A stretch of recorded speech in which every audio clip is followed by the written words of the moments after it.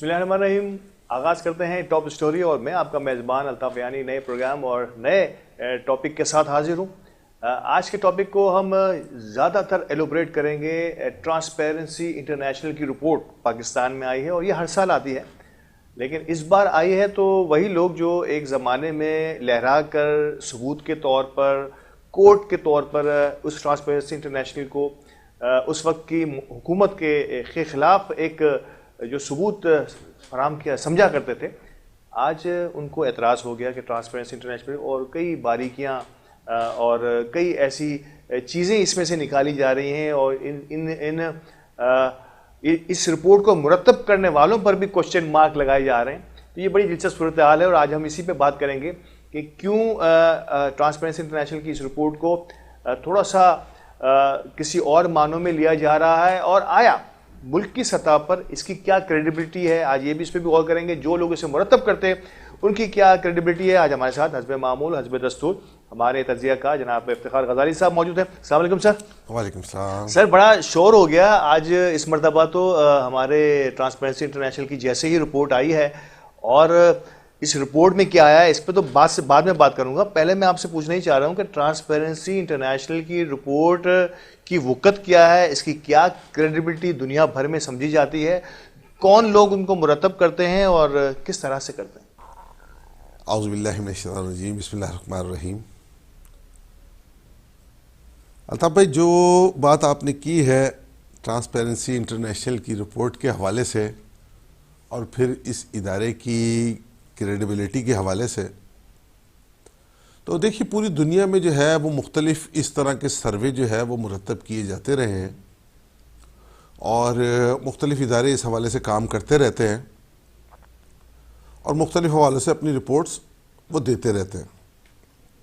اچھا، اب سوال یہ ہے کہ آیا ٹرانسپیرنسی انٹرنیشنل کی کریڈیبلٹی جو ہے وہ اب ہمیں 2022 میں جا کے یاد آئی ہے، جبکہ یہ ادارہ تو گزشتہ کئی دہائیوں سے کام کر رہا ہے. اور وہی بات جو ابھی آپ نے اپنی گفتگو کے ابتدا میں کہی کہ ہم ہی جو ہے اور ہمارے ہی جو ہے وہ معزز صحافی حضرات اور اینکر پرسن اور ہمارے پرنٹ اور الیکٹرانک میڈیا کے احباب اور خاص کر ہماری سیاسی جماعتیں جو ہیں وہ اپنے جلسے جلوسوں میں اور اپنے پروگراموں میں جو ہے وہ اسی ٹرانسپیرنسی انٹرنیشنل کی رپورٹ کو لہرا کر جو ہے وہ مختلف حوالوں سے پیش کرتے رہے ہیں. تو سوال یہ ہے کہ آیا آج جو ہے وہ اس کی کیا حیثیت ہے اور کیا وقت ہے، اس پر سوال اٹھانے کی کیا ضرورت پیش آئی. دوسری ایک چیز جو ہے وہ میں اس سے ہٹ کے تھوڑی سی بات کروں گا الطاف بھائی، کہ دیکھیے ہم جس معاشرے میں رہ رہے ہیں وہاں ہر قسم کے طبقات موجود ہیں. وہاں ہمارے سیاسی قائدین بھی موجود ہیں، ہمارے مذہبی اور سماجی رہنمایان بھی موجود ہیں اور دیگر اسی طرح کی مختلف اداروں سے اور چیزوں سے تعلق رکھنے والے افراد یہاں ہمارے یہاں موجود ہیں. اسی معاشرے میں ہم جی رہے ہیں، اسی معاشرے میں ہم زندہ ہیں اور اسی معاشرے میں ہمارا سارا کا سارا جو ہے وہ سلسلہ روزگار اور تمام کی تمام چیزیں چلتی ہیں. سوال یہ ہے کہ اس طرح کی رپورٹس آنے کے بعد ہم غور یہ کریں کہ آیا حکمران طبقہ جو ہے وہ اس چیز کا ذمہ دار ہے یا ہمیں کچھ ذاتی طور پر اپنی زندگی پر اور اپنے طرز عمل پر بھی غور کرنے کی ضرورت ہے. ایک اہم ترین نقطہ جو میں اس سے ہٹ کے بات کروں گا کہ دیکھیے اس میں کوئی شک نہیں ہے کہ موجودہ تحریک انصاف کی حکومت جو ہے اس کا سب سے بڑا نعرہ جو ہے وہ الیکشن کے دوران یہی تھا کہ وہ آ کر احتساب کے عمل کو جاری و ساری کریں گے. احتساب کا جو ہے وہ ایک سخت ترین قانون پاکستان میں نافذ کریں گے اور انہوں نے جو ہے وہ مختلف جو سیاسی جماعتیں پاکستان میں اس سے پہلے حکمران رہی ہیں ان پر بہت بڑی جو ہے وہ کرپشن کا اور قومی دولت کو لوٹنے کا الزام لگایا. اب یہ چیز بہرحال باعث تشویش ہے کہ ٹرانسپیرنسی انٹرنیشنل آج 4 سال کا عرصہ گزرنے کے بعد تحریک انصاف کی حکومت کا جو ہے وہ ایک رپورٹ پیش کر رہی ہے اور اس رپورٹ کے مطابق پاکستان میں کرپشن بجائے اس کے کہ نیچے کی طرف جاتی وہ کئی درجے اوپر کی جانب چلی گئی ہے. ٹھیک ہے نا؟ تو یہ بہرحال ایک کوشچن مارک ہے اس حکومت کے لیے بھی اور تمام لوگوں کے لیے بھی. لیکن جیسا کہ میں نے ابھی اپنی گفتگو میں اشارہ کیا کہ بحیثیت مجموعی الطاف بھائی ہمیں یہ بھی دیکھنے کی ضرورت ہے کہ ہماری معاشرتی اقدار کہاں گئی. ہمیں دین نے جو کچھ سکھایا تھا وہ کہاں گیا. وہ ٹرانسپیرنسی انٹرنیشنل ہو یا کوئی اور ادارہ ہو, اس کا کام کرپشن کو روکنا نہیں ہے. وہ آپ کے معاشرے میں جو چیز پنپ رہی ہے یا جو چیز پھیل رہی ہے اس کا لیول کیا ہے اور وہ کس حد تک بلندی پر جا رہی ہے, کس حد تک نیچے کی طرف جا رہی ہے, وہ اپنے پیمانے سے اس کو جو ہے وہ ناپ کر آپ کے سامنے لے آتا ہے. لیکن ہم یہ دیکھ رہے ہیں کہ ہمارے جتنے بھی سرکاری ادارے ہوں, ہمارے تعلیمی ادارے ہوں, ہمارے مراکز صحت ہوں, ہمارے سڑکیں بنانے والے ادارے ہوں, یا ہمیں جو ہے وہ الیکٹرسٹی سپلائی کرنے والے ادارے ہوں, ہماری جو ہے وہ بلڈنگ کنٹرول اتھارٹیز ہوں, یا میں اپنے شہر کی بات کروں گا تو ہمارے شہر کی جو ہے وہ کراچی ڈیولپمنٹ اتھارٹی ہو, یا بہرحال اسی طرح کے جتنے بھی ادارے ہیں, وہاں جو ہے وہ کرپشن کا جو معیار ہے اور جو لیول ہے وہ ہماری سوچ اور فکر کی عکاسی کرتا ہے.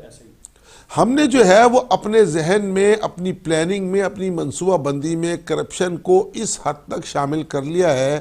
کہ اب ہمیں وہ قانون کا ہی ایک حصہ نظر آتی ہے. یہ جرم ہی نہیں لگتا ہمیں, یعنی ہمیں وہ جرم ہی محسوس نہیں ہوتا. اتنا جھوٹ بولا کہ وہ سچ لگنے لگتا. اچھا, اب یعنی میں آپ کو ایک چھوٹی سی ایگزامپل دوں کہ میں جو ہوں وہ اپنی گاڑی میں یا موٹر سائیکل پر جا رہا ہوں اور اچانک جو ہے وہ میری اپنی کسی غلطی کی وجہ سے یا جان بوجھ کر یا انجانے میں نے ٹریفک سگنل توڑ دیا. آگے ایک ٹریفک پولیس اہلکار موجود تھا, اس ٹریفک اہلکار نے مجھے روکا, میری اس غلطی کی نشاندہی کی, کچھ تھوڑی سی بحث و تکرار کے بعد اس نے میرا چالان کاٹ دیا اور میں واپس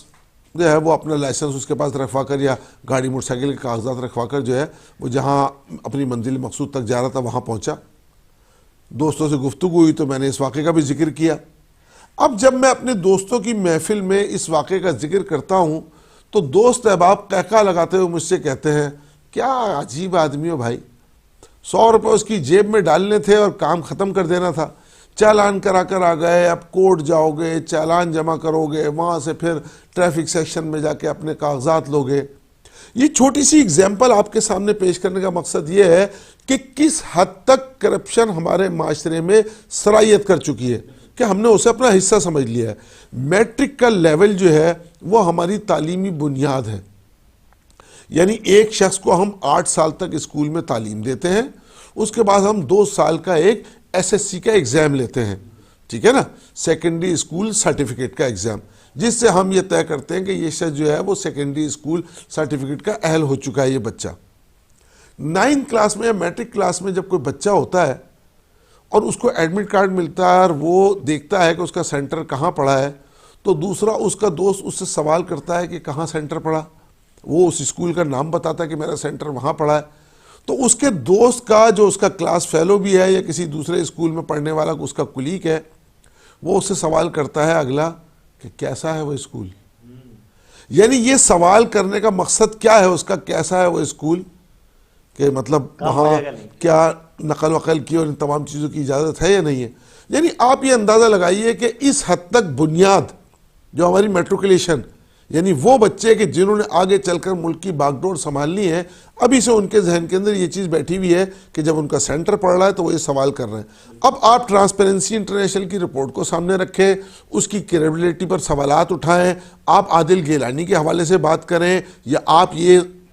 جو ہے وہ نکات اٹھائیں کہ وہ 400 لوگوں سے جو ہے وہ سروے کر کے جو ہے وہ اپنی رپورٹ مرتب کر لیتے ہیں اور ان کے دفتر میں تو اسٹاف بھی موجود نہیں ہے. جناب علی, آپ اور میں اسی معاشرے میں رہ رہے ہیں اور اسی معاشرے کا حصہ ہے. کیا ہم اپنی معاشرتی اقدار کو پسپائی کی جانب اور پستی کی جانب گرتے ہوئے نہیں دیکھ رہے؟ کیا ہمیں نہیں معلوم ہے کہ ایک ہاسپٹل میں جا کر جو ہے سرکاری اسپتال میں وہاں دوائی کی پرچی لینے کے لیے بھی کس قدر جو ہے وہ ہمیں پاپڑ بیلنے پڑتے ہیں؟ اگر کوئی مریض جو ہے وہ اس حالت میں بھی ہو کہ وہ جاگنے کی کیفیت اس کی بنی ہوئی ہو, تو ہمیں اسپتال کے اندر ایک بستر حاصل کرنے کے لیے جو ہے وہ کتنی پریشانی اور کتنی دکھ اور تکلیف کا جو ہے وہ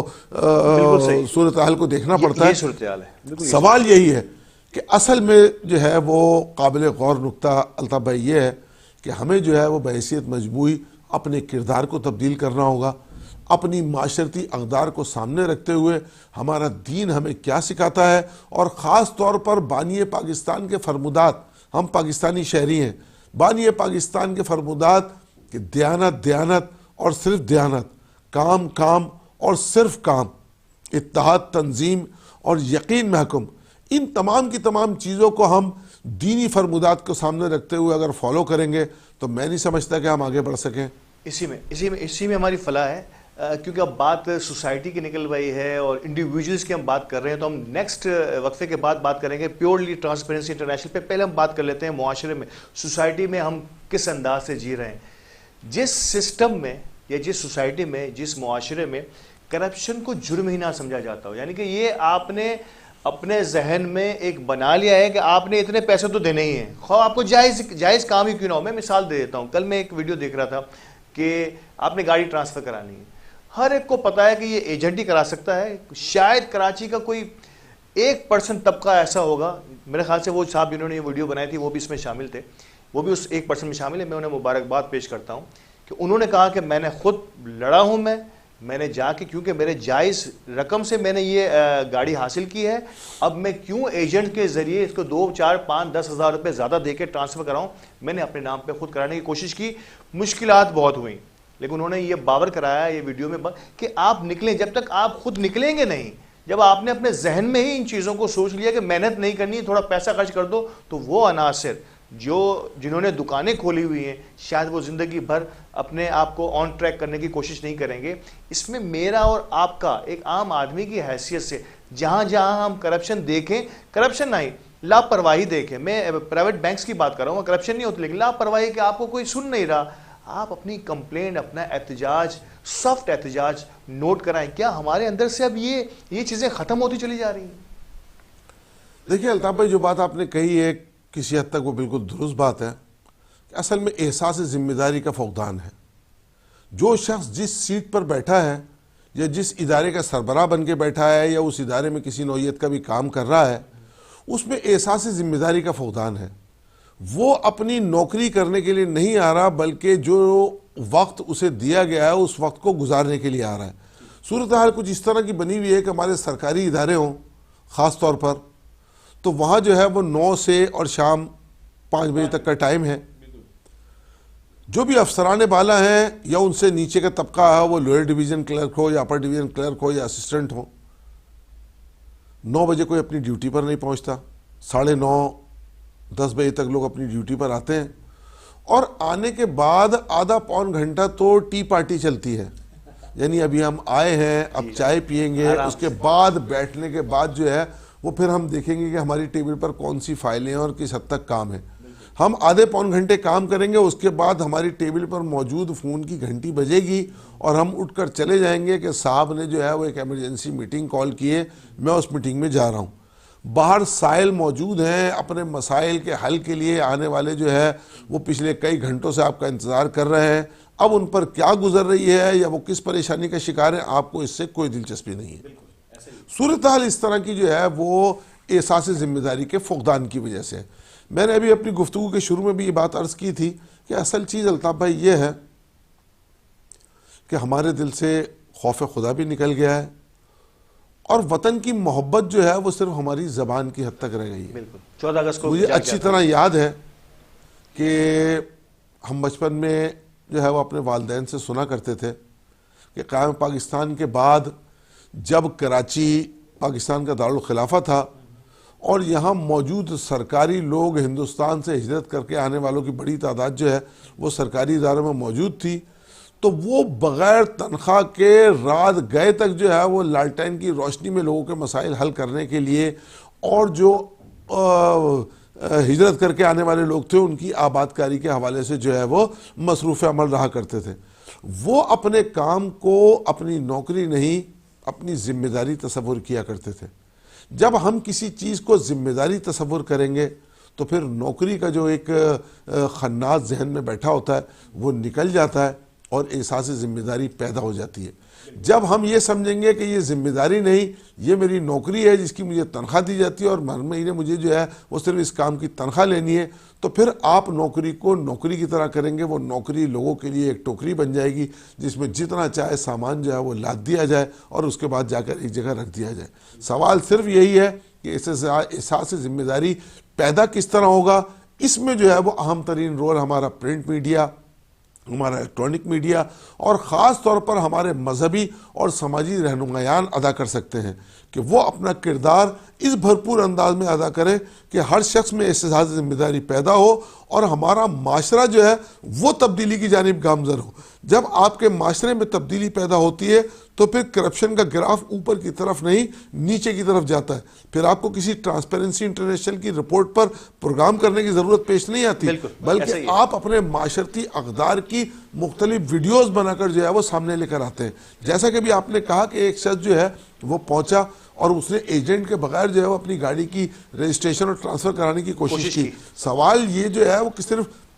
موٹر وہیکل ٹیکس کی رجسٹریشن کا نہیں ہے، آپ ہر ادارے میں چلے جائیں، آپ پاسپورٹ آفس چلے جائیں تو وہاں آپ کو ایجنٹوں کی بھرمار نظر آئے گی، آپ نادرا کے آفس چلے جائیں تو وہاں شناختی کارڈ بنوانے کے حوالے سے آپ کو ایجنٹوں کی بھرمار نظر آئے گی۔ یعنی ہر وہ ادارہ کہ جہاں پر جو ہے وہ لوگوں نے فارمیلٹیز پوری کرنی ہے، ایک فارم بھرنا ہے، کچھ لکھنا ہے، لکھانا ہے، وہ اس حد تک بیچارے ان چیزوں سے نابلد ہیں کہ وہاں انہیں ایجنٹوں کی ضرورت پیش آتی ہے اور ایجنٹ انہیں استعمال کرتے ہیں۔ بالکل ایسا ہی ہے، اور یہ ایک خاص مقصد کے تحت میرا خیال ہے کہ ان سسٹمز کو ناظرین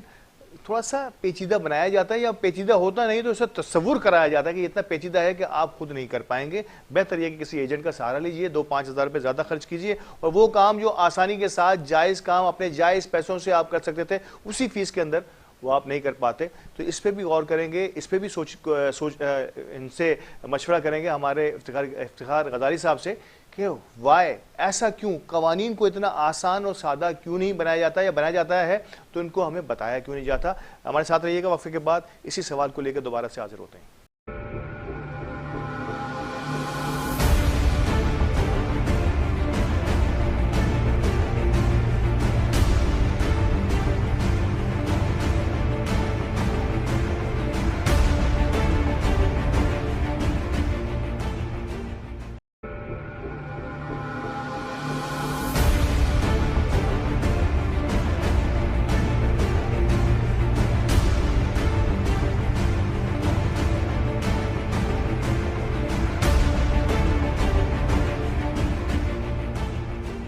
ویلکم بیک ناظرین، اور وقفے کے بعد حاضر ہو، اور جو سوال میں لے کے آنا چاہ رہا تھا محترم غزالی صاحب کے سامنے، اس کی ایک مثال میں دیتا ہوں کہ as an Pakistani, as an ایک عام انسان کے، ایک عام پاکستانی کے، ہمارا کئی جگہوں پر ہم شاید ہو سکتا ہے اس افسر کو یا اس ادارے کو ٹھیک نہ کر پائیں، لیکن اپنی ایک کمپلین تو کر سکتے ہیں۔ ہم کئی جگہوں پہ جاتے ہیں اور ہمارے ساتھ ناروا سلوک کیا جاتا ہے، ایون گورنمنٹ تو چھوڑ دیجئے، پرائیویٹ اداروں میں ایک مثال دے رہا ہوں، اپنی مثال دیتا ہوں کہ بینک کے اندر میں دیکھتا ہوں کہ انتہائی نازیبہ انداز میں ان لوگوں کو جو آپ کے اکاؤنٹ ہولڈرز ہیں ان کے ساتھ بے انتہا ناروا سلوک کیا جاتا ہے، اور کچھ لوگوں کے ساتھ کچھ اور کچھ کے ساتھ کچھ۔ تو میں نے اس کی کمپلین کی اور آپ حیران ہوں گے، اب تو کمپلین جو ہے آپ کے موبائل سے ہو سکتی ہیں، ہر ادارے نے، ہر بینک نے آپ کے لیے کمپلین سینٹر بنایا، اس پہ آپ کی سنوائی ہوتی ہے یا نہیں ہوتی، آپ تو اپنا حق ادا کریں۔ اور میں آپ کو بڑی حیرت انگیز بات بتا رہا ہوں کہ 2 جگہ پہ میں نے اس کو ایکسپیریمنٹ کیا ہے اور دونوں ہی جگہ سے مجھے بڑا فائدہ ہوا۔ اس وقت تو تکلیف ہوئی، لیکن اس کے بعد ان کے ہائر اتھارٹی نے مجھ سے رابطہ کیا اور اس جگہ پر جس پرٹیکولر جگہ کی میں نے کمپلین کی تھی اس پہ کچھ بہتری بھی مجھے نظر آئی، اور نو ڈاؤٹ اس کا جب اثر میں نہیں اور کئی لوگ بھی اس کا فائدہ اٹھا رہے ہوں گے۔ تو میں جس کا ذکر کر رہا ہوں کہ ایز این عام Pakistani, as an bank account holder کے، ایک گاڑی رکھنے والے کی حیثیت سے، یا جو بھی آپ کا کام ہو، سر میں اپنی کمپلین کو بھی، میں جسے کہتے ہیں نا کہ آپ کو اگر کوئی چیز بری لگ رہی ہے تو بزور شمشیر نہ صحیح، کم از کم زبان سے تو برا کہیں، تو زبان سے برا کہنا تو یہی ہوتا ہے کہ آپ کمپلین کرتے ہیں اس ادارے کی۔ دیکھیے الطاف بھائی، یہ بالکل آپ نے صحیح بات کی کہ جب تک آپ جو ہے وہ متعلقہ اتھارٹی کے حوالے سے جو مشکلات درپیش ہیں اسے سامنے نہیں لائیں گے، اس وقت تک اس میں بہتری کی کوئی کیفیت پیدا نہیں ہوگی۔ اچھا، ساتھ ہی ساتھ آپ نے جس جانب اشارہ کیا وہ بڑی اہم ترین چیز ہے الطاف بھائی، کہ دیکھیے دنیا اس وقت پیپر لیس کی طرف جا رہی ہے، ٹھیک ہے نا۔ ایک زمانہ ہوا کرتا تھا کہ فائلوں کے انبار جو ہے وہ مختلف اداروں میں موجود ہیں۔ آج آپ کی ایک چھوٹی سی کمپیوٹر ڈسک آپ کی ایک چھوٹی سی USB جو ہے اس کے اندر کئی ہزار کی تعداد میں فائلیں جو ہیں وہ موجود ہوتی ہیں اور آپ اسے اپنی پاکٹ میں رکھ کر گھوم رہے ہوتے ہیں. کسی بھی جگہ جا کے آپ اسے لیپ ٹاپ سے یا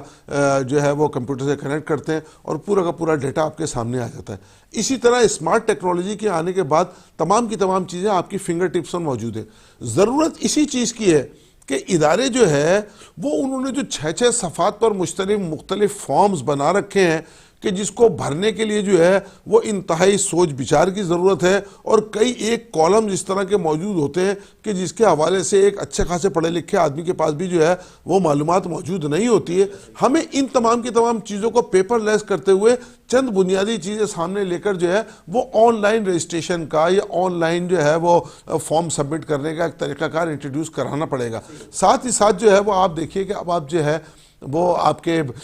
اسمارٹ ٹیکنالوجی کے اندر جو ہے وہ آپ کی موبائل ایپس آ گئی ہیں. ہر ادارے نے جو ہے وہ موبائل ایپس جو ہے وہ بنانے شروع کر دیے. تو کیوں نہ ہمارے جتنے بھی سرکاری ادارے ہیں وہ اسی طرح کی جو ہے وہ موبائل ایپس انٹروڈیوس کرا دیں کہ جو ہر شخص کے پاس جو ہے وہ اس کے اسمارٹ ڈیوائس کے اندر موجود ہو اور وہ متعلقہ ادارے سے متعلق جو ہے وہ ایپ کو کھول کر وہاں سے بنیادی معلومات بھی حاصل کر لے اور وہاں موجود فارم کو جو ہے وہ اپنی فنگر ٹپس کے ذریعے جو ہے وہ سبمٹ کر کے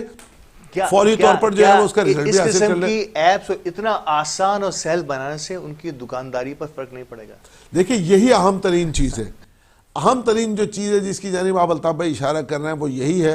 کہ یہاں جو ہے وہ لوگوں نے اپنی دکانداری چمکانی ہوتی ہے.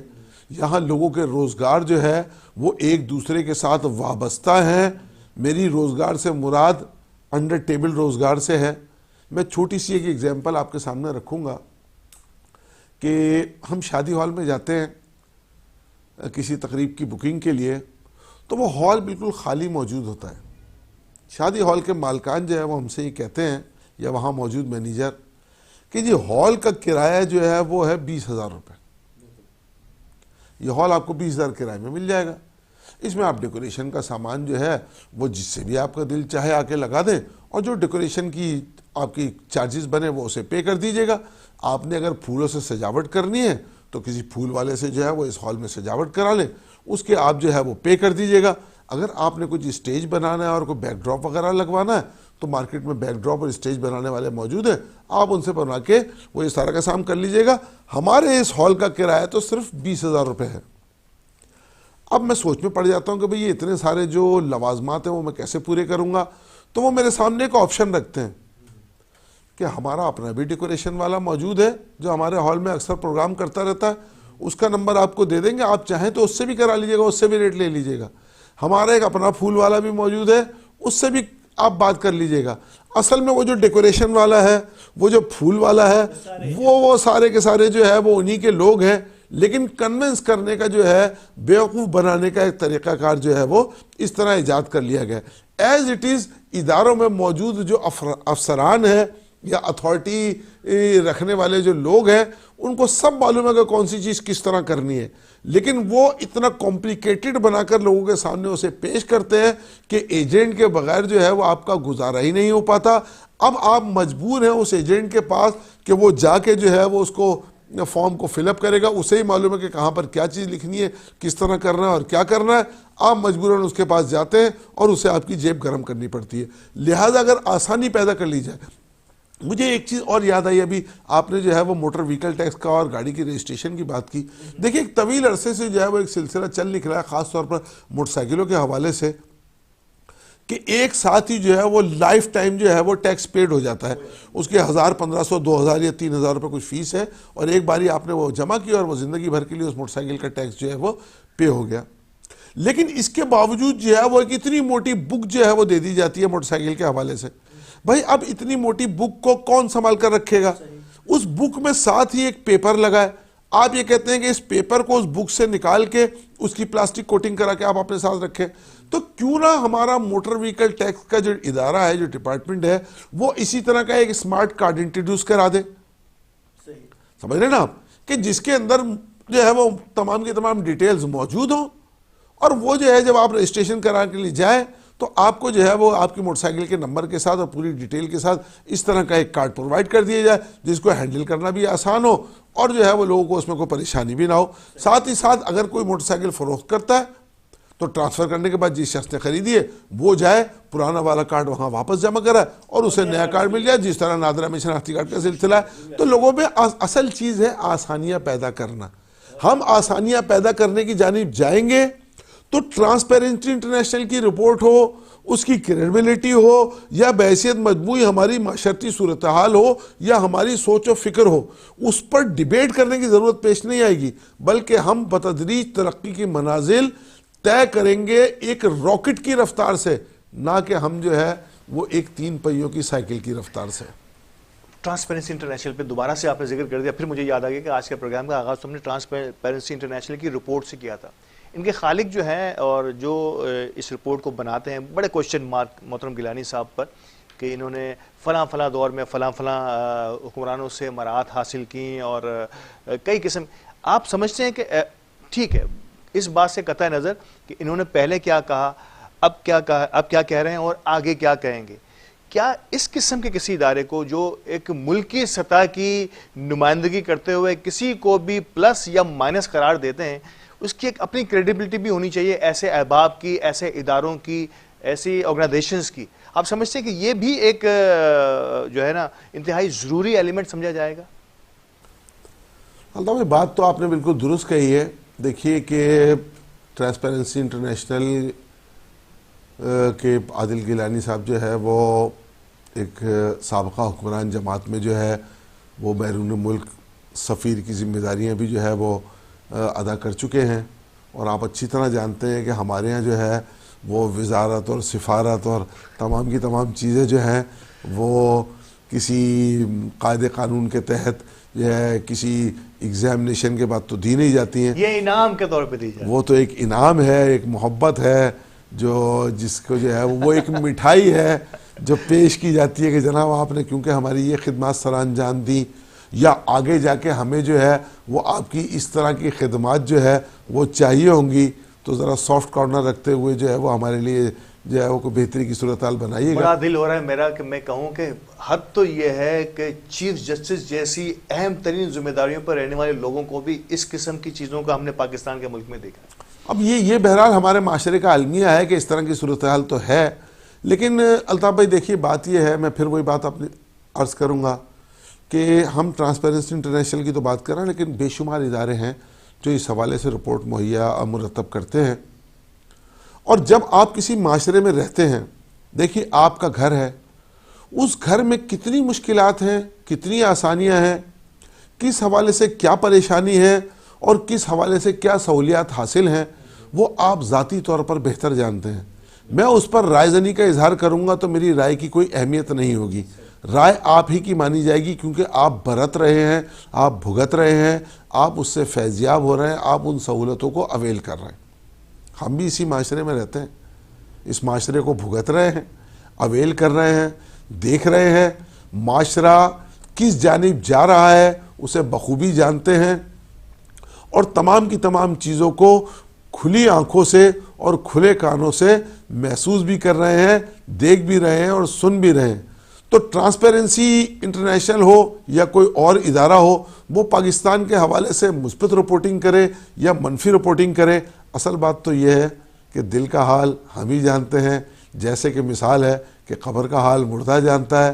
تو ہم اپنا حال اچھی طرح جانتے ہیں۔ ہمیں خود دیکھنا چاہیے کہ معاشرہ کس جانب جا رہا ہے۔ اگر تو معاشرہ پستی سے نکل کر اوپر کی جانب جا رہا ہے تو یقیناً ٹرانسپیرنسی انٹرنیشنل کی رپورٹ پر ہمیں سوال بھی اٹھانے چاہیے اور اس کی رپورٹ کو اکثر مسترد بھی کر دینا چاہیے۔ لیکن اگر ہمارا دل یہ گواہی دے کہ واقعی ہم مزید پستی کی جانب جا رہے ہیں، مزید گڑھوں میں گرتے ہوئے جا رہے ہیں، کرپشن ختم تو ہونا دور کی بات ہے، ہمیں کم ہوتی ہوئی نظر نہیں آتی، تو پھر ہمیں ٹرانسپیرنسی پر سوال نہیں اٹھانا چاہیے، اپنے آپ پر، اپنے اداروں پر اور اپنی ذات پر، اپنے معاشرے پر غور کرنا چاہیے۔ کانفلکٹ آف انٹرسٹ، مطلب جب آپ کسی سے کچھ حاصل کر لیتے ہیں یا حاصل کرنے کی تمنا کرتے ہیں اور پھر آپ کسی ایسے ادارے یا آرگنائزیشن سے وابستگی بھی آپ کی رہے کہ آپ نے پاکستان کا ایک امیج، تو دو سوال میرے اس بارے میں کہ پھر کوشچن مارک یہ ہوتا ہے یا کہنے والے یا مخالفین یا جن کو اس وقت یہ رپورٹ اچھی نہیں لگ رہی ہوتی، جو ماضی میں بڑی اچھی لگ رہی ہوتی ہے، آج اگر مجھے اچھی نہیں لگ رہی تو میں کہتا ہوں کہ یہ انٹرنیشنل ایجنڈا ہے. پاکستان جس تیزی سے ترقی کر رہا ہے، ہماری انٹرنیشنل انویسٹمنٹ کو روکنے کے لیے، ہمارے لوگوں کو ڈی مورلائز کرنے کے لیے، یا ہمارے اور بہت سارے ایسے عوامل ہیں جس کے ذریعہ ہماری معیشت کا پہیہ تیزی سے آگے جا رہا ہے، اس کو روکنے کے لیے پھر استعمال کیا جاتا ہے، اور یہ ایک طرح سے سیاسی عمل دخل کا حصہ بن جاتے ہیں. آپ سمجھتے ہیں کم از کم اگر اس کی ٹرانسپیرنسی کو مزید ٹرانسپیرنٹ کرنا ہے تو ان کے ارباب اقتدار جو ہیں وہ بالکل غیر جانبدار قسم کے لوگ، یا ایک ٹیم ہونی چاہیے، کوئی انڈیویجول نہیں ہونا چاہیے. دیکھیں ہونا تو اسی طرح ہی چاہیے جو آپ جس جانب اشارہ کر رہے ہیں الطاف بھائی، اور کسی حد تک ہے بھی. لیکن میں اس میں تھوڑی سی بات وہی اپنی ریپیٹ کروں گا کہ یا تو آپ ٹرانسپیرنسی انٹرنیشنل کی تمام تر سابقہ رپورٹس کو بھی مسترد کر دیں. ٹھیک، اگر آپ کے پاس ایک کرائیٹیریا ہے اور آپ نے آج جو کوشچنز اٹھائے ہیں انہی کوشچنز کو آپ جو ہے وہ صحیح سمجھتے ہیں تو پھر پچھلی تمام رپورٹوں کو بھی مسترد کریں. میں ایسا نہیں ہو سکتا میٹھا میٹھا ہپ ہپ و کڑوا کڑوا کڑوا تھو تھو، یہ تو غیر مناسب بات ہوگی نا. یا تو آپ وہ تمام رپورٹیں بھی مسترد کریں، آپ اپنے ان تمام بیانات سے اور وہ جو لہرا کے کاغذ جو ہے وہ آپ جلسے جلوس و ریلیوں میں دکھایا کرتے تھے اس سے آپ رجوع کر لیں اور قوم سے معافی مانگتے ہوئے یہ کہیں کہ جی وہ پہلے بھی رپورٹیں غلط تھیں اور آج بھی رپورٹ غلط ہے. یا پھر آپ جو ہے وہ آج کی رپورٹ کو بھی درست تسلیم کریں. دیکھیے غلطی تسلیم کرنے میں کوئی مذائقہ نہیں ہے الطاف بھائی. میں اپنے استاد صاحب کی ایک بات کی جانب اشارہ کروں گا. الطاف بھائی دو لفظ ہیں، مفہوم ایک ہی ہے، معنی ایک ہی ہے، مفہوم جدا جدا ہے. وہ دو لفظ کیا ہیں؟ ایک ہے غلطی اور ایک ہے خطا. میں نے استاد صاحب سے کہا کہ استاد صاحب مطلب تو ایک ہی ہوا، غلطی اور خطا. مجھ سے غلطی ہو گئی، مجھ سے خطا ہو گئی. انہوں نے کہا نہیں، دونوں میں بڑا فرق ہے. میں نے کہا کہ حضور کچھ فرمائیے کہ کیا فرق ہے. انہوں نے کہا غلطی یہ ہے کہ آپ کے ہاتھ میں ایک شیشے کا گلاس ہے اور جان بوجھ کر آپ اسے جو ہے وہ ہاتھ سے چھوڑ دیں، وہ نیچے گرے اور چکنا چور ہو جائے. ایک ٹیبل پر جو ہے وہ ایک گلدان رکھا ہے اور آپ جان بوجھ کر ہاتھ سے جو ہے وہ اس گلدان کو گرائیں اور وہ گلدان نیچے گرے اور چکنا چور ہو جائے. آپ کسی شخص کو بغیر اس کی کسی غلطی کے کوتاہی کے جائیں اور جا کے ایک تھپڑ مار دیں، یہ غلطی ہے اور غلطی کی سزا ہے. اور ایک چیز ہے خطا، کہ آپ چلتے ہوئے جا رہے ہیں، آپ کی نظر نہیں پڑی، سامنے ایک پتھر تھا جس سے ٹھوکر کھا کر آپ گر گئے، آپ اٹھے، آپ نے کہا کہ میری نظر نہیں پڑی، میں دیکھ نہیں سکا. آپ نے اس پتھر کو بھی سائڈ میں کر دیا اور اپنے کپڑے جھاڑتے ہوئے آگے بڑھ گئے. آپ کے علم میں نہیں تھا کہ مسجد کے اندر داخل ہوتے وقت جو ہے وہ سیدھا پیر اندر رکھنا ہے، الٹا پیر اندر رکھنا ہے. پہلے آپ اندر داخل ہو گئے، بعد میں آپ کو کسی بزرگ نے بتایا کہ سیدھا پیر اندر داخل کر دیں پہلے تو زیادہ ثواب ہے، زیادہ بہتر اور سنت طریقہ ہے. اب آپ نے زیادہ بہتر انداز میں مسجد میں داخل ہونا شروع کر دیا، تو یہ جو ہے یہ ایک خطا ہے. خطا جو ہے اس کی معافی ہے، اللہ تعالیٰ خطائیں معاف کرنے والا ہے، لیکن غلطی جو ہے اس کی سزا ہے. تو اب موجودہ حکمران طبقہ ہو، ہمارے سیاسی یا سماجی رہنمایان ہوں یا پھر ہمارے ادارے ہوں، وہ یہ طے کر لیں کہ وہ غلطیاں کر رہے ہیں یا خطا کر رہے ہیں. بالکل، اسے میں کہوں گا قصدن اور سہون. کچھ چیزیں ایسی ہوتی ہیں جو ہم جان بوجھ کے کر رہے ہوتے ہیں، سوچ سمجھ کے کر رہے ہوتے ہیں، ہوش و حواس میں رہ کے کر رہے ہوتے ہیں، تو اس کی تو ہے سزا. لیکن اگر آپ کرنا نہیں چاہتے لیکن ہو جاتی ہے، اسے میں کہوں گا کہ خطا ہے اور بہت خوبصورت کہ غلطی کی سزا ہے. اور یقینی طور پر جو آپ سے خطا ہو جاتی ہے اسے درگزر بھی کیا جا سکتا ہے. ہمارے ساتھ رہیے گا پروگرام کے آخری حصے کی طرف اور کہ بڑھیں گے اس وقفے کے بعد. ملتے ہیں بریک کے بعد.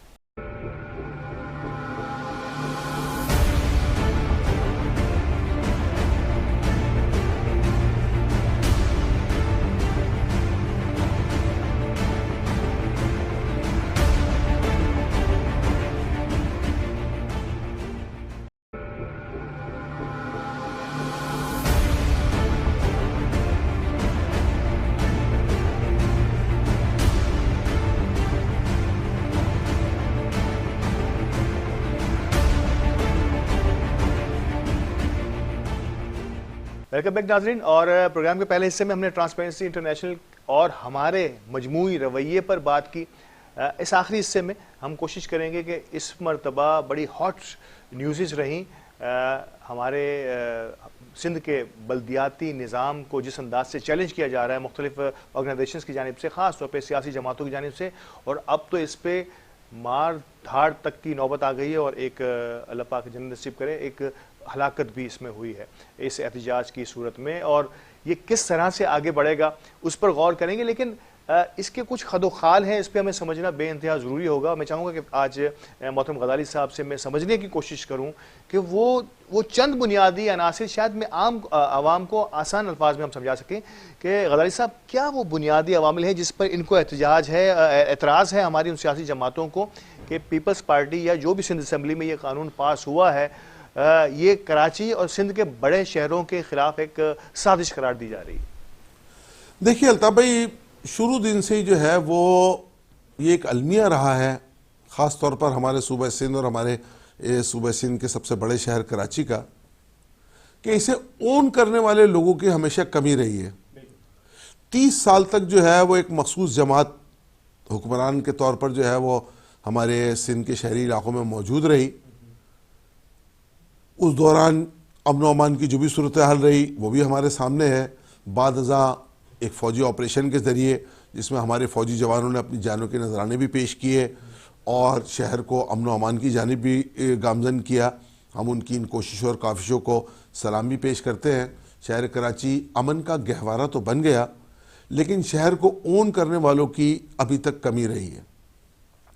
کراچی شہر کا شمار دنیا کے چند بڑے ترین شہروں میں ہوتا ہے.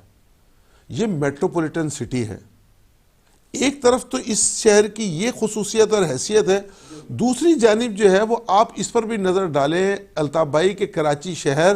آپ کے ملک کا، آپ کے صوبے کا پالن ہار ہے. آپ کے پاکستان کا جو ریونیو اکٹھا ہوتا ہے اس میں 62% جو شیئر ہے وہ آپ کے شہر کراچی کا ہے. یعنی پورے ملک میں جو بھی ترقیاتی کام ہوتا ہے، چاہے وہ اسپتالوں میں ہو، چاہے وہ سڑکوں پر ہو، چاہے وہ اسکولوں میں ہو، چاہے تعلیمی اداروں کے حوالے سے ہو یا کسی بھی حوالے سے ہو، اس میں اگر 100 روپے خرچ ہوتے ہیں تو 62 روپیز کراچی کے ہوتے ہیں اور باقی پورے ملک کے ہوتے ہیں. ٹھیک ہے نا؟ پورے صوبہ سندھ کا 85% ریونیو جو ہے وہ ہم اس شہر کراچی سے جنریٹ کرتے ہیں. وہ لاڑکانہ ہو یا ٹنڈو آدم ہو، ٹنڈو علایار ہو یا ٹنڈو بھاگو ہو، وہ گھوٹکی کا گاؤں رحمو والی ہو یا کوئی دور دراز کا علاقہ ہو، اگر اس جگہ پر ایک سڑک بھی تعمیر ہوتی ہے تو اس میں 85% شیئر جو ہے وہ آپ کے شہر کراچی کا ہوتا ہے. لیکن آج اس کراچی شہر کی صورتحال یہ ہے کہ ایک طویل عرصے سے شہر جو ہے وہ کھنڈر کا منظر پیش کر رہا ہے. گلی محلوں کو تو ایک طرف رکھیں، آپ کی جو مین شاہراہیں ہیں وہ کھنڈرات کا منظر پیش کرتی ہوئی نظر آتی ہیں. کھلے ہوئے مین ہول آپ کا منہ نہیں چڑھا رہے بلکہ آپ کو اپنی جانب بلا رہے ہیں کہ جناب آئیے، آپ کی موت یہاں لکھی ہے. اور اگر آپ کسی طرح بچ بھی گئے تو ہاتھ پیر اس انداز میں تڑوا بیٹھیں گے کہ آگے کی زندگی ایک معذور اور اپاہج کی طرح گزاریں گے. آپ کے شہر کراچی کے اسپتالوں کی صورتحال یہ ہے کہ ان ہاسپٹلوں کے باہر اس انداز میں مریضوں کا ہجوم ہوتا ہے کہ لگتا ہے کہ کوئی بہت بڑا جلسہ عام ہو رہا ہے. آپ کے اس شہر کراچی کے اسکولوں کی صورتحال یہ ہے کہ تعلیمی اداروں میں، سرکاری تعلیمی اداروں میں پڑھنے والے بچے جو ہے وہ ڈیسکوں پر بیٹھنے سے محروم ہیں. ان کے پاس زمین پر بچھانے کے لیے دنیا بھی موجود نہیں ہے کہ جس پر وہ بیٹھیں اور بیٹھ کر تعلیم حاصل کر سکیں. اب اس میٹروپولیٹن سٹی کی ایسی صورتحال ہو اور پھر اس میں آپ ایک مخصوص بلدیاتی قانون نافذ کر دیں، اور قانون نافذ کرنے کے بعد شہر کے تمام اسٹیک ہولڈر، میں بلدیاتی قانون کے میں کیا نقائص ہے، کیا چیزیں ہیں، اس پر بات آپ سے نہیں کر رہا ہوں. میں آپ سے یہ گزارش کر رہا ہوں کہ اس شہر میں موجود تمام تر سیاسی جماعتوں نے اس قانون کو مسترد کیا. اس شہر کے سماجی اداروں نے اس قانون کو مسترد کیا. اس شہر میں کاروبار کرنے والے جتنی بھی تجارتی تنظیمیں ہیں، وہ کراچی چیمبر آف کامرس ہو یا سائٹ ایسوسی ایشن ہو، وہ کورنگی انڈسٹریل ایریا ایسوسی ایشن ہو یا وہ فیڈرل بی ایریا انڈسٹریز کا جو ہے وہ ایسوسی ایشن ہو، یعنی جتنے بھی شہر کے اسٹیک ہولڈر ہیں وہ سب کے سب یک زبان ہو کر موجودہ حکومت کی سندھ حکومت کی جانب سے منظور کیے ہوئے اس قانون کو جو ہے وہ مسترد کر رہے ہیں، لیکن سندھ حکومت جو ہے وہ اس چیز پر بضد ہے کہ اس نے جو قانون منظور کیا ہے وہ اس شہر کی بھلائی کے لیے اور اس فلاح کے لیے موجود ہے۔ اب اہم ترین چیز یہ ہے کہ جناب آپ عقل کل تو نہیں ہے نا۔ مینڈیٹ، کراچی نے مینڈیٹ دیا ہے کچھ لوگوں کو، کسی پارٹی کو مینڈیٹ ملا ہوا ہے، کہاں ہے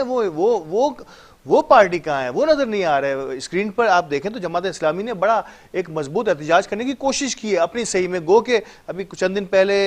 کہ ہمیں وزیر اعلیٰ صاحب ساری چیزیں مان گئی ہے، موجودہ گورنمنٹ سب کچھ مان گئی ہے، سندھ گورنمنٹ کی میں بات کر رہا ہوں، لیکن لالی پاپ دینا تو ہماری سندھ گورنمنٹ کا ایک پرانا وتیرہ رہا ہے۔ میں کہہ رہا ہوں جن کو کراچی والوں نے مینڈیٹ دیا ان کی طرف سے کوئی ایسی خاص آواز؟ اور ایک سوال اس کے ساتھ ہی میں ایڈ کر دوں، مرکز کی ذمہ داری، کیا فیڈرل گورنمنٹ انٹروین کر سکتی ہے؟ اگر کر سکتی ہے تو کس لیول پر کر سکتی ہے؟ تیسرا سوال اسی کے ساتھ ایڈ کروں گا کیونکہ پروگرام کے آخری حصے میں ہوں، کہ کیا عدلیہ کا دروازہ بھی کھٹکھٹایا جا سکتا ہے؟ ایسا کوئی آپشن بھی ہے؟ دیکھیے الطاف بھائی، میں آپ سے گزارش کروں کہ آپ نے ایک طرف تو فیڈرل گورنمنٹ کی بات کی، دیکھیے پاکستان ایک وفاق ہے، جی جی ٹھیک ہے نا، ایک فیڈریشن ہے، چاروں صوبے جو ہے وہ اس فیڈریشن کا حصہ ہیں، اور وفاق کے نمائندے کے طور پر جو ہے ایک گورنر ہر صوبے میں موجود ہوتا ہے۔ ہمارے صوبہ سندھ کے اندر بھی گورنر عمران اسماعیل صاحب موجود ہیں۔ پھر آپ نے ایک بڑی اہم جانب اشارہ کیا کہ اس شہر پر 30 سال تک ایک جماعت حکمران رہی، اس کے بعد اس شہر کے عوام نے اپنے مزاج کو تبدیل کیا، انہوں نے جو ہے موجودہ حکمراں جماعت کو جو ہے وہ یہاں ووٹ دیے ہیں۔ اس وقت جو وفاقی حکومت ہے اسی سے وابستہ افراد جو ہے وہ اراکین صوبائی اور قومی اسمبلی اس شہر سے موجود ہیں۔ اہم ترین رول پلے کرنے کی ذمہ داری انہی پر عائد ہوتی ہے، لیکن عالمیہ یہی ہے کہ جی جانب آپ نے اشارہ کیا کہ ہمیں جماعت اسلامی تو احتجاج کرتی ہوئی نظر آتی ہے، یا اور دیگر چھوٹی چھوٹی جماعتیں جو ہیں وہ تو ہمیں اپنے چھوٹے موٹے احتجاج اور مظاہرے اور ریلیاں کرتی ہوئی نظر آتی ہیں، لیکن وہ لوگ کہ جن کو کراچی کے عوام نے مینڈیٹ دیا تھا وہ ہمیں اس بھرپور انداز میں اس حوالے سے بات کرتے ہوئے نظر نہیں آتے۔ ان کی جو ذمہ داری بنتی ہے، ان کا جو کردار بنتا ہے، انہیں وہ کردار ادا کرنا پڑے گا۔ ساتھ ہی ساتھ دیکھیں، میں پھر گزارش کروں گا الطاف بھائی کہ کوئی بھی شخص عقل کل نہیں ہوتا۔ میرا اپنا خیال یہ ہے کہ سندھ کی صوبائی حکومت کو، ان میں بہت سنجیدہ لوگ موجود ہیں، خاص طور پر اس وقت جو ایڈمنسٹریٹر کراچی ہیں مرتضیٰ وہاب، بڑی محنت سے بڑی لگن سے کام کر رہے ہیں۔ ہمارے سعید غنی صاحب جو پاکستان پیپلز پارٹی سے تعلق رکھتے ہیں، فرزند زمین ہیں، اسی شہر کے باسی ہیں، انہوں نے اپنی پوری زندگی یہیں گزاری ہے اور پیپلز پارٹی کے ساتھ ان کی بڑی مضبوط وابستگی ہے، شہر کے اندر بڑے بھرپور انداز میں ہمیں کام کرتے ہوئے بھی نظر آتے ہیں۔ اسی طرح جو ہے وہ ناصر شاہ صاحب جو ہے، گو کہ ان کا تعلق اندرون سندھ سے ہے لیکن شہر کراچی کے حوالے سے بڑی سنجیدہ کوششیں کرتے ہوئے ہمیں نظر آتے ہیں۔ ان تمام کے تمام افراد کو ایک ٹیم کی شکل میں یا ایک وفد کی شکل میں جو ہے وہ مختلف اسٹیک ہولڈر کے پاس جانا چاہیے، اور ان کے پاس جا کر جو ہے وہ ان سے اس حوالے سے تجاویز لینی چاہیے کہ آیا آپ کو جو سندھ حکومت نے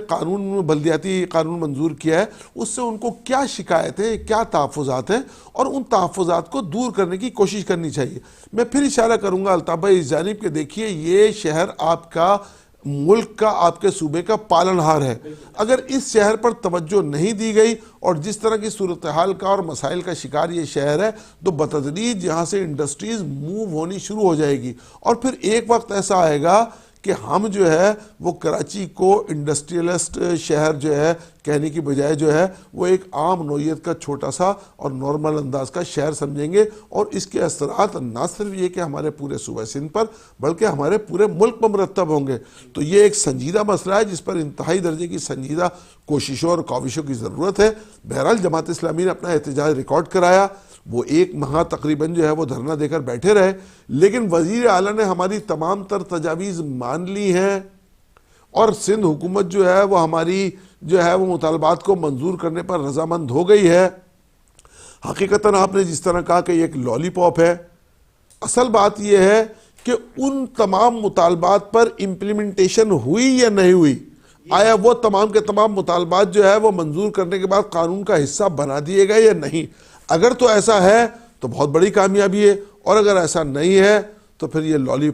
پاپ ہی رہے گا، اور کسی وقت جو ہے یہ لالی پاپ ختم ہو جائے گا، اور آپ ایک بار پھر شہر کراچی کی سڑکوں کو جیم کرنے کے لیے مختلف مقامات پر دھرنا دیے بیٹھے ہوں گے۔ سوچنے کی، سمجھنے کی اور غور کرنے کی بات ہے۔ بالکل ایسا ہی ہے، اور خدا کرے کہ جو کہا جا رہا ہے ایسا ہی ہو۔ کراچی کے لیے ہم سب درد رکھتے ہیں، اور کراچی جس انداز سے جس جانب اب کراچی کو دھکیلا جا رہا ہے، میں کہوں گا شاید یہ ایک بہت بڑی سازش نہیں تو کم سے کم علمی یا کم عقلی ضرور ہوگی، اور اس کے ہمیں جو آفٹر ایفیکٹس جو ہیں وہ بہت ہی برے نظر آتے ہوئے نظر آ رہے ہیں کہ کراچی جیسے اور سندھ کے شہری علاقوں کی میں بات کر رہا ہوں، ان کو جدا کر کے یا ان کی ایڈمنسٹریشن کو کسی طریقے سے بھی اپنے ہاتھ میں رکھنے کے لیے جو کراچی کی نمائندہ نہ ہوں، یہ بہت بڑا المیہ ہو جائے گا۔ اور ہو سکتا ہے تو اس مرتبہ ہم سب سے التجا کرتے ہیں کہ ڈیوائڈ اینڈ رول کے بجائے مل کر بیٹھیں، اور اس پر خواہ وہ اپوزیشن ہو خواہ وہ حکومت ہو، مل کر بیٹھیں اور مل کر کراچی کے بہتر مستقبل کے لیے، آگے آنے والے چیلنجز کا سامنا کرنے کے لیے یکجا ہو جائیں۔ اسی کے ساتھ آج کے پروگرام کا اختتام کرتے ہیں۔ اگلے پروگرام میں نئے ٹاپک کے ساتھ حاضر ہوں گے۔ اللہ نگہبان۔